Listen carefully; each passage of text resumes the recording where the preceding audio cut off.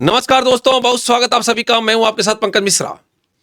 दोस्तों, कहते हैं कि मुश्किल नहीं है कुछ दुनिया में, तू जरा हिम्मत तो कर। कि मुश्किल नहीं है कुछ दुनिया में, तू जरा हिम्मत तो कर।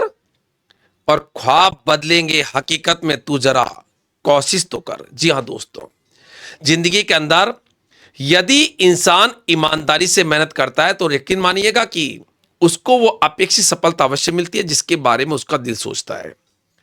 और विद्यार्थी, आपको मेरे एक ऐसे विद्यार्थी से परिचय कराना चाहूंगा जिसने आरपीएससी, राजस्थान लोक सेवा आयोग द्वारा आयोजित संस्कृत शिक्षा विभाग की वरिष्ठ अध्यापक विज्ञान की परीक्षा दी। और ये जो सेकंड ग्रेड साइंस की परीक्षा दी थी संस्कृत शिक्षा विभाग की, उसमें बहुत कम सीट जब विज्ञापन में आई थी, उसके बावजूद भी अपने हौसले को परवान रखा और राजस्थान के अंदर चौथी रैंक पर सिलेक्शन हुआ। यहां केवल सिलेक्शन नहीं, एक रैंक के साथ सिलेक्शन।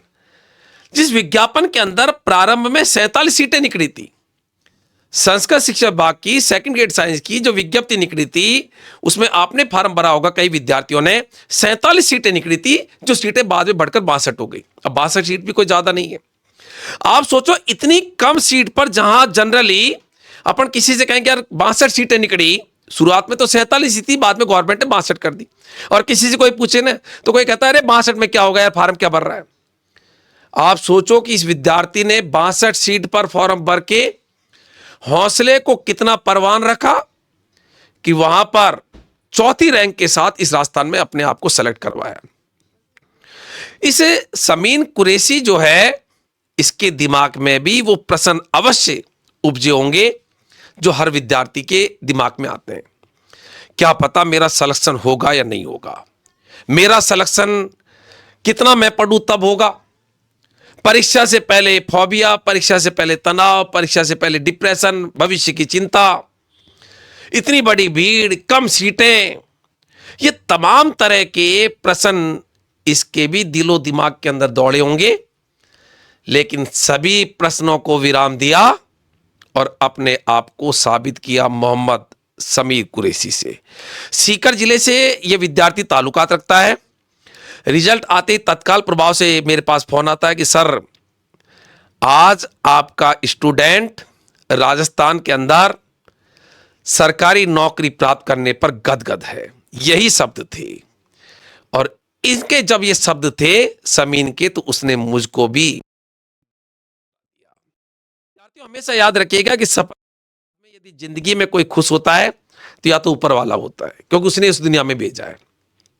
सबसे पहले खुशी तो उसको मिलती है कि यार मेरे इंसान अच्छे काम कर रहे हैं, जिसको मैंने भेजा वो पूरी मेहनत से काम कर रहे हैं। उसके बाद में यदि खुशी होती है तो माता पिता को होती है, और उसी लेवल की खुशी एक अध्यापक को होती है।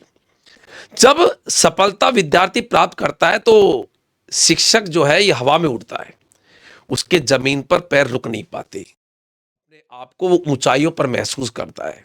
और यही एक शिक्षक के लिए प्राउड होता है कि उसके विद्यार्थी लगातार सफलता को अर्जित करें। यहां पर जब फोन आया उस समय पर मैं उदयपुर था कि सर मैं मिलना चाहता हूं, लेकिन मैं उदयपुर हूं। तो उन्होंने कहा सर जयपुर जैसे ही आओ तो आप मुझको बताना।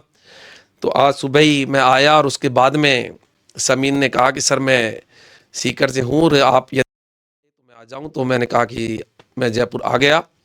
तो तुरंत तत्काल प्रभाव से रहा नहीं गया। और ये एक विद्यार्थी का श्रद्धा भाव होता है।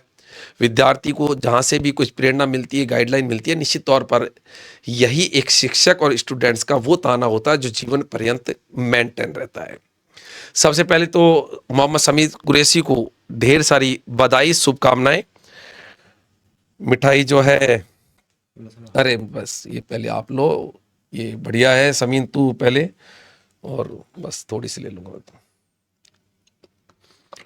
इसी प्रकार से मैं चाहूंगा कि मिठाइयों का ये सिलसिला आपका भी थमना नहीं चाहिए। जो भी तैयारी करते हैं एक शिक्षक को तो बस यही है कि विद्यार्थी सफल हो जाए। गुरुजी को लो साहब मिठाई, गुरुजी ले आए। ये मिठाई मेरे तो घर पे कई बार तो मिसेज ये कहती है कि तुम बाजार से कभी मिठाई लाते नहीं हो। मैं इनकी मेरे चेले लड़कियां जो पढ़ती है मुझसे, स्टूडेंट वो लगते हैं। सफल हो जाती है, उसके बाद में मिठाई तो आएगी। और मिठाई अब वास्तविकता में ये मैं यहाँ पर एक विद्या के केंद्र पर हूँ, मिठाइयाँ खत्म ही नहीं होती, कोई खत्म होती है उसके बाद में फिर कोई आ जाती है। और इसका प्रमाण आपने देखा होगा यूट्यूब और टेलीग्राम पर पोस्ट का, कितनी पोस्टें आती है, कितने बच्चे आते हैं, कितने मिलते हैं। ये लाखों विद्यार्थियों के हुजूम को पढ़ाना और उसमें इतने सारे विद्यार्थियों की सफलता प्राप्त करना, ये निश्चित तौर पर मुझे हमेशा इस जिंदगी के अंदर सबसे बड़ा फक्र महसूस कराता है। तो सबसे पहले तो अपन यहां पर बात करेंगे उन सवालों की जो सवाल एक हर विद्यार्थी के दिमाग में उपजते हैं। हर विद्यार्थी डरता भी है कि इतनी बड़ी भीड़ के अंदर मैं निकलूंगा कैसे, पढ़ाई के क्या तरीके होंगे, स्ट्रेटेजी क्या होगी, एटलीस्ट कितने घंटे मुझे पढ़ना चाहिए। सेकंड ग्रेड साइंस के जो विद्यार्थी तैयारी कर रहे हैं, भारी भरकम सिलेबस भी होता है, सवाल करते हैं तो सवाल भी कई बार हो जाते हैं, कई बार नहीं होते। कौन सी ऐसे स्ट्रेटेजी प्लान समीन ने यहाँ पर पूरी तरह से अपनाई कि सिलेक्शन होना और उसके बाद में भी बिल्कुल टॉप पर पहुंचना, चौथी रैंक तक चल जाना। आप सोचो, और इतनी कम सीटों पर सिलेक्शन होना। आधे बच्चे तो परीक्षा वाले दिन पहुंचे ही नहीं।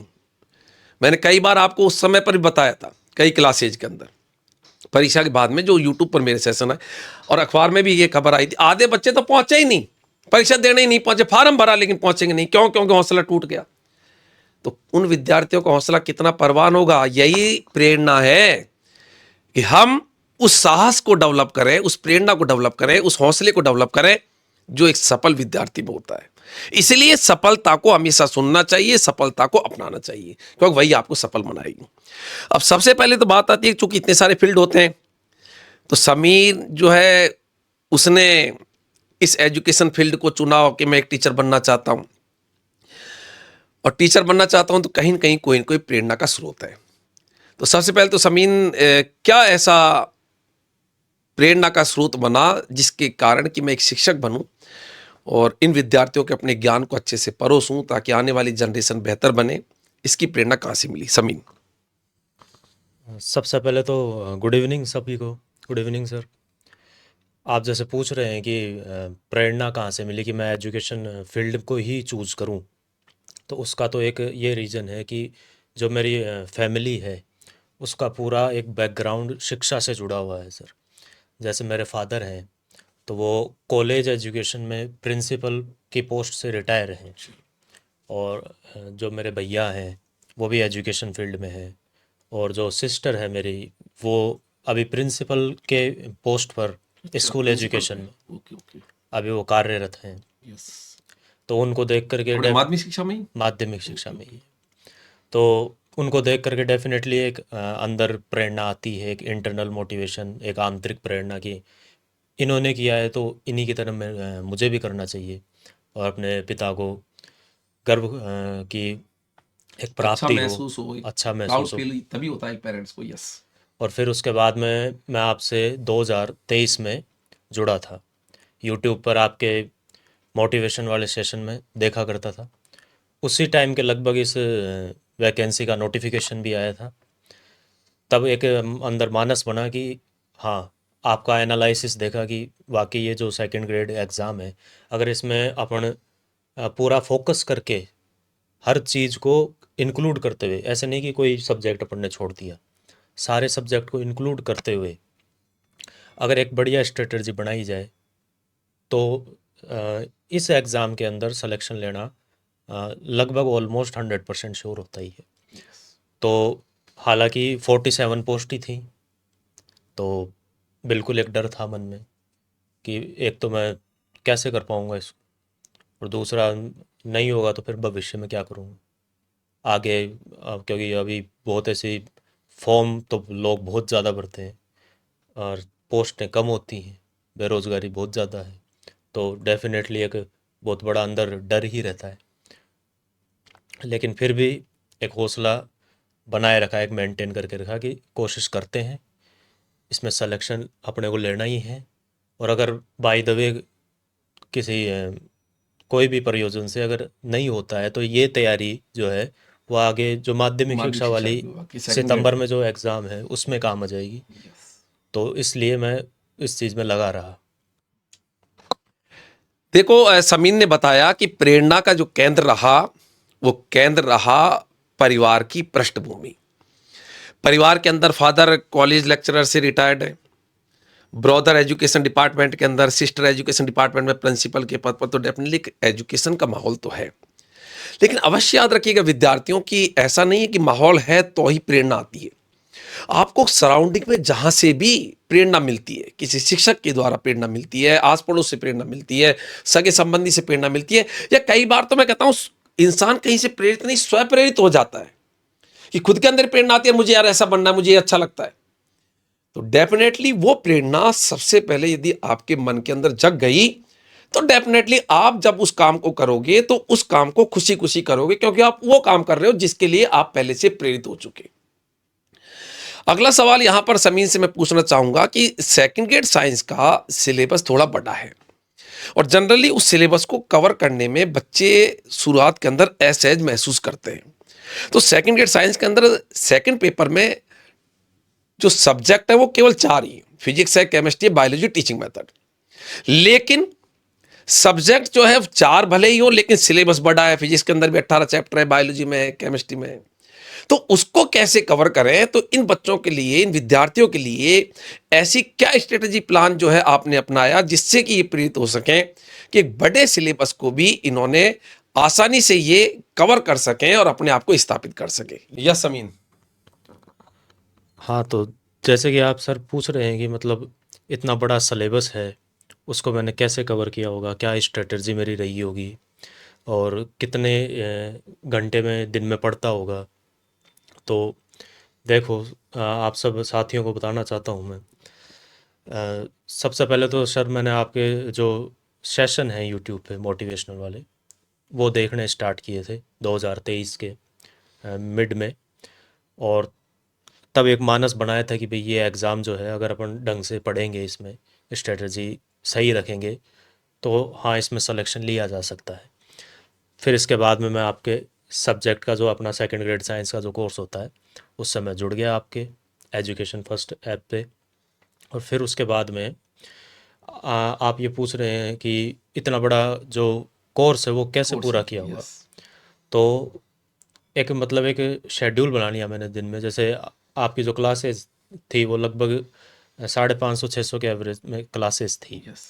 तो एक शेड्यूल बना लिया कि भाई हाँ, दिन में इतनी क्लासें तो मेरे को कवर करनी ही है। तो वो उस शेड्यूल को फॉलो किया। हाँ, ऐसा हो सकता है कभी कोई फैमिली में काम हो गया तो किसी दिन थोड़ी कम क्लास हो गई तो उसको अगले दिन उसको कवर कर लिया।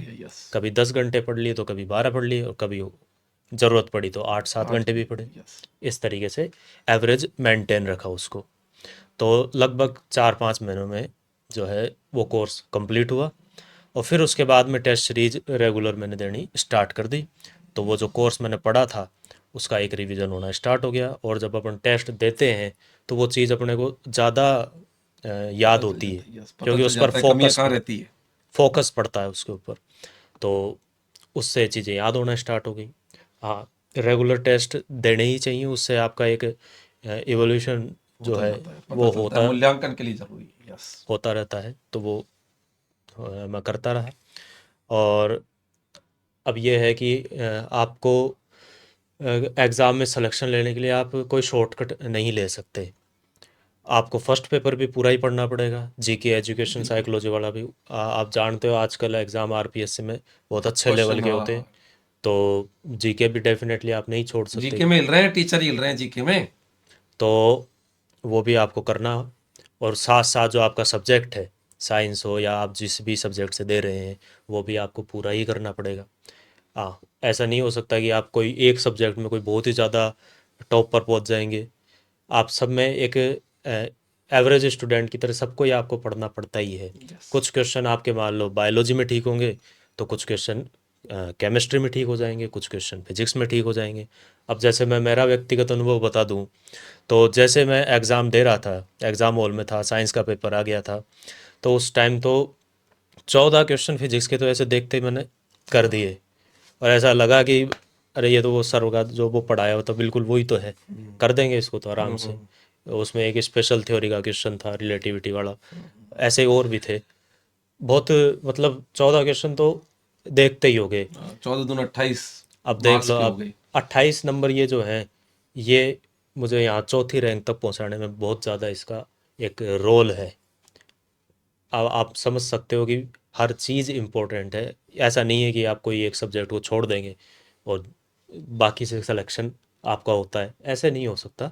आपको एक पूरी मेहनत करनी होती है, कंप्लीट मेहनत हर सब्जेक्ट की। देखो समीन ने बताया कि 3-4 चीज़ें, कि एक तो आपको शेड्यूल पहले से ही तय कर लेना है कि दिन में मुझको इतना तो कवर करना ही है। 10 घंटे का, शुरुआत में भले ही 8 घंटे का हो, फिर 10 घंटे का, 12 घंटे का, पढ़ाई के लिए कोई टाइम नहीं होता, घड़ी नहीं चलती, घड़ी देखकर पढ़ाई नहीं होती। मैं हमेशा कहता हूं कि घड़ी को मत देखो, अपितु वो देखो कि घड़ी क्या कर रही है, और वो है लगातार चलना, लगातार पढ़ते रहो। तो एक शेड्यूल तय किया तो आप सोचो कि यदि 10 घंटे भी एक एवरेज पढ़ते हैं, 24 घंटे में 14 घंटे से इस काम कर लो, 7-8 घंटे सो लो, 7-8 घंटे में और भी काम कर लो, तो अभी 10 घंटे हैं, तो 10 घंटे में एक महीने में 300 घंटे, 2 महीने में 600 घंटे पढ़ाई होगी। तो आप सोचो कि कॉन्फिडेंस धीरे धीरे अप होता है। यहां पर दूसरी बात है कि कंपटीशन में विद्यार्थियों में हमेशा कहता हूं कि शॉर्टकट कोई सफलता का मंत्र नहीं है। हर चीज एक सफलतम विद्यार्थी से वही निकलती है, क्योंकि डेफिनेटली उस सफलतम विद्यार्थी ने उन चीजों को पन पाया है।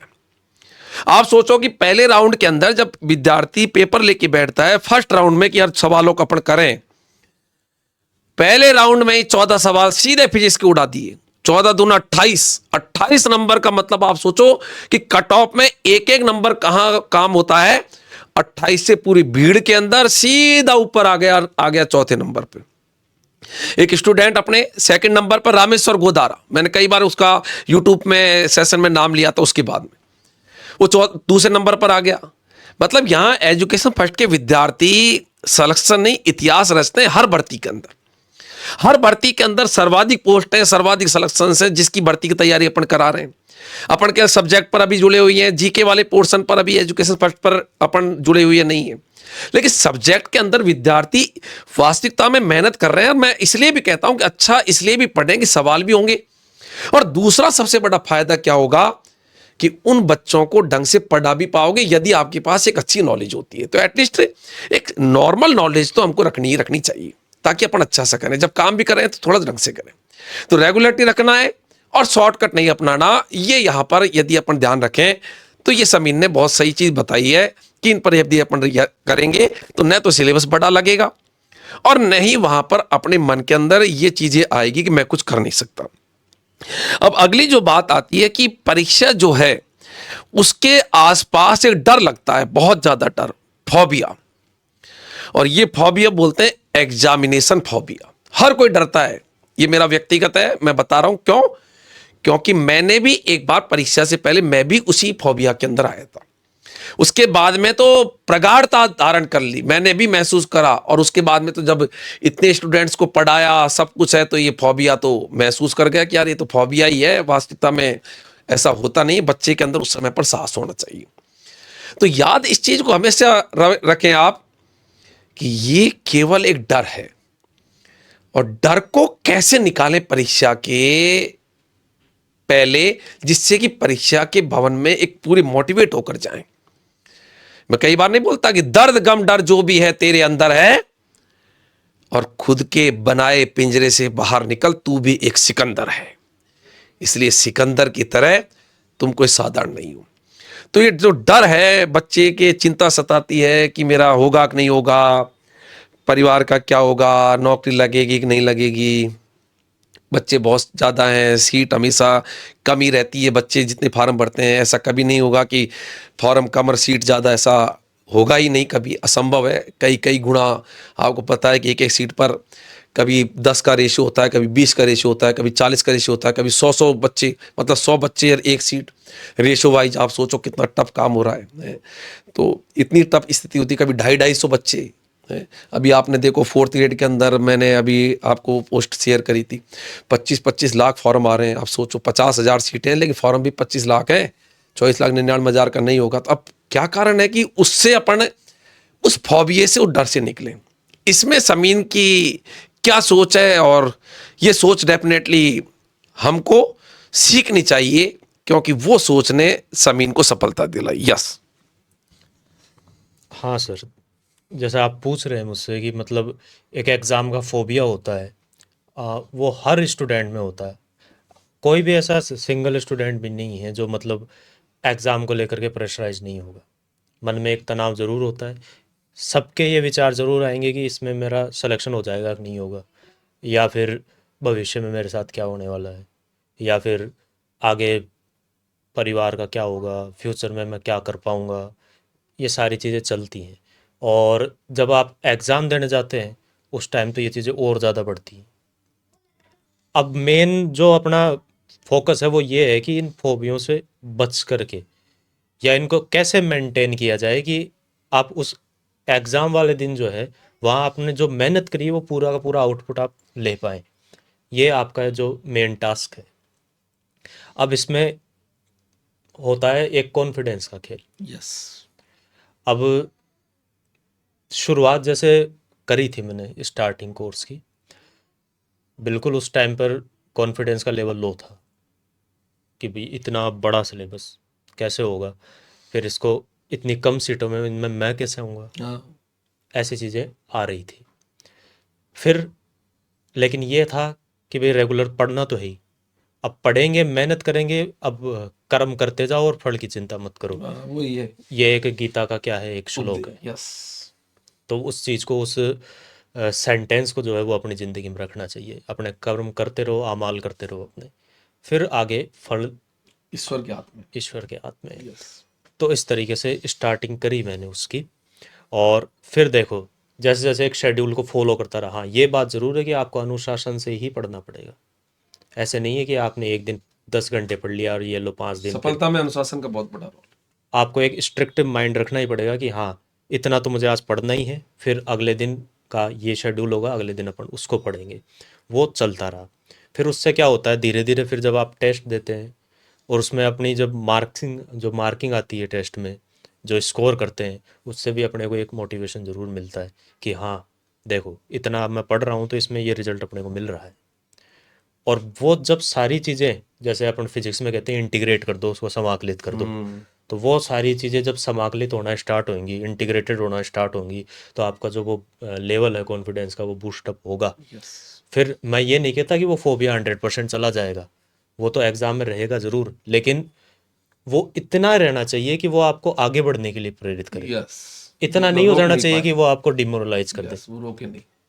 हाँ, तो दिमाग में जो चिंतन मंथन चलते हैं, अब ये तो स्वाभाविक है।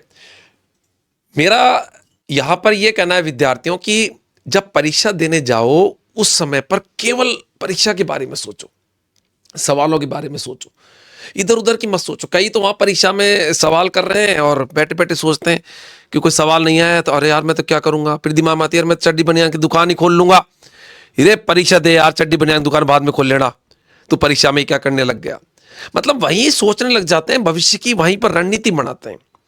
तो कॉन्फिडेंस जो है ये अप होने का तरीका यही है, फोबिया को हटाने का एक ही तरीका है, और वो है अनुशासन में पढ़ाई करना।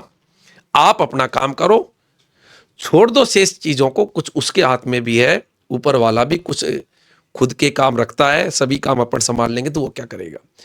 और यही है वास्तविकता में, कर्म ही पूजा है, द वर्क इज वर्कशिप। सारथी भले ही अर्जुन का बन, लेकिन अर्जुन को भी यही संदेश दिया कि लड़ना तो तुझे ही पड़ेगा।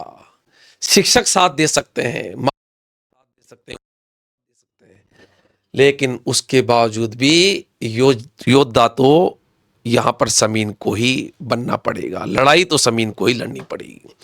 और वास्तविकता में परीक्षा के अंदर एक युद्ध क्षेत्र है जिसमें हम खुद को ही जाना पड़ता है, और वहां पर उस लड़ाई को खुद ही को जीतना पड़ता है। बस उससे पहले के जितने भी ये प्रेरणा है, जितना भी मोटिवेशन है, जिससे जितने भी ये पहले की पूर्व तैयारी कराने वाले शख्स हैं, टीचर ने जो पढ़ाया उसको लेकर वही उसके शस्त्र होते हैं जिससे उस क्वेश्चनों को परास्त करता है। एक यहां पर और सवाल कि जनरली हर दिन एक जैसा नहीं होता। कई बार आपके भी होता है कि कोई दिन अच्छा होता है, कोई दिन बेकार सा, किसी दिन आप खुश रहते हैं, किसी दिन एकदम दिमाग में ऐसे तकलीफ सी आ जाती है। सुबह सही मूड में था, शाम को मूड बिगड़ जाता है।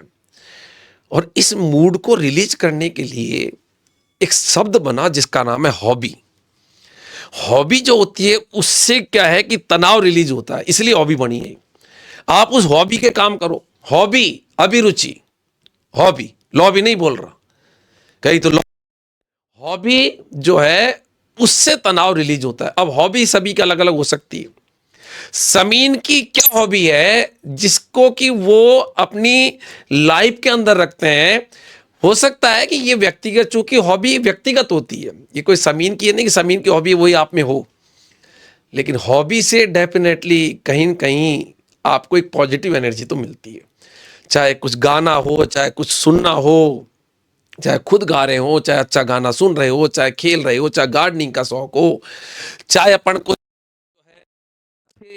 स्थल जो बने हुए हैं घूमने के, वहां पर गए, पार्क में गए, जहां से भी आपको एक अच्छा महसूस होता है, ये एक हॉबी है। चाहे कई बार तो ये होता है कि यार यार दोस्तों के साथ चले गए एक आध घंटे तो थोड़ा दिमाग फ्रेश हो, ये सब हॉबी है। या कई बार हॉबी यही होती है कि मैं तो एक आध घंटे जब तनाव आ जाता हूँ मम्मी पापा के पास बैठ जाता हूँ। हॉबी क्या करती है? तनाव को दूर करती है। तो समीन की हॉबी के बारे में भी पूछना चाहते हैं कि आखिरकार समीन की हॉबी क्या है? सर जैसे कि आप पूछ रहे हैं कि अ, एक जो भी एक एस्पिरेंट है, जो एक अभ्यर्थी है, कोई भी परीक्षा की तैयारी कर रहा है, वो उस डेफिनेटली तनाव तो आता ही है। तनाव इतने लेवल का ज़रूर होना चाहिए कि वो आपको आगे बढ़ाए। ठीक है। अब उस तनाव को या उस स्ट्रेस को मेंटेन करना बहुत ज़रूरी है, क्योंकि ये स्ट्रेस एक ऐसी चीज़ है, वो आपके लिए घातक भी हो सकता है, डेंजरस भी हो सकता है, या फिर वो आपके लिए बेनिफिशियल, लाभदायक भी हो सकता है। तो उसके लिए ये बिल्कुल सही बात है कि आपको कुछ देर रिफ़्रेशमेंट का चाहिए होता है, और रिफ़्रेशमेंट में आप बिल्कुल वही चीज़ करते हैं जो आपको पसंद है। उससे आपका दिमाग जो है, वो जो आपने पढ़ा है उस चीज़ को और ज़्यादा प्रोसेस करने में अ, अच्छा रोल प्ले होगा यहाँ पर। तो जैसे मैं जो हूँ, मेरी जो व्यक्तिगत हॉबी है वो है उपन्यास लिखना, वाह, नॉवल लिखना। उससे ये मुझे भी बहुत सुकून बड़ी मिलता हॉबी है। है। मतलब जनरली मिलती नहीं है कि बच्चा नॉवल लिखता है, उपन्यास लिखना है। कई बच्चे लिखते हैं, कविता लिखते हैं।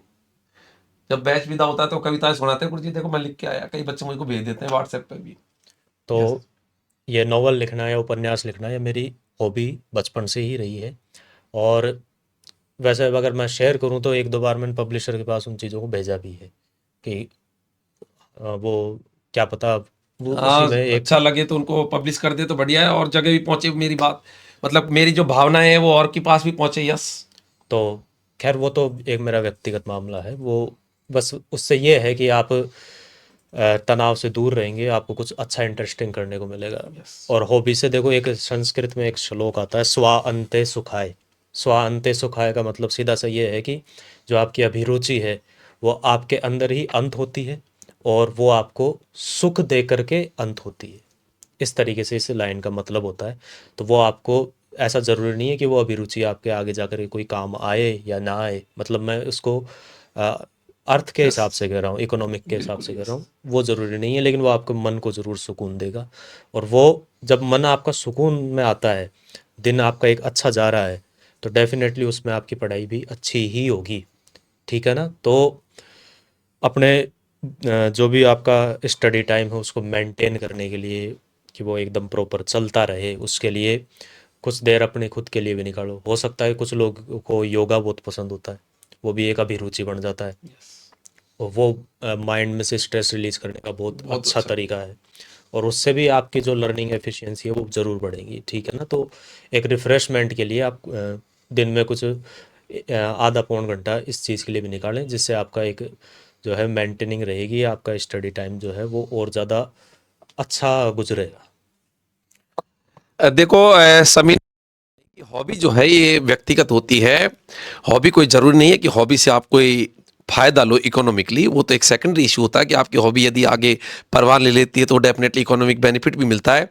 बट सबसे बड़ा हॉबी का जो फायदा मिलता है वो ये मिलता है कि हॉबी से आप अपने तनाव को रिलीज करते हैं।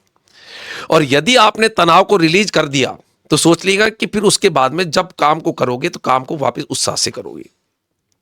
तो इसलिए मैं हमेशा कहता हूं कि जो भी अपने मन के अंदर जो ऐसी चीजें जिसको करने से आपको अच्छा लगता है, तो तनाव जब होता है तो उन कामों को करो, वही आपकी हॉबी है जिसको करने से आपको अच्छा महसूस हो।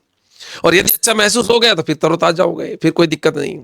तो कुल मिला के इस पूरे इंटरव्यू का जो सार निकलता है वो ये है कि एक तो कॉन्फिडेंस को आप रखना है, नहीं सोचना है, ऊपर वाला साथ में है।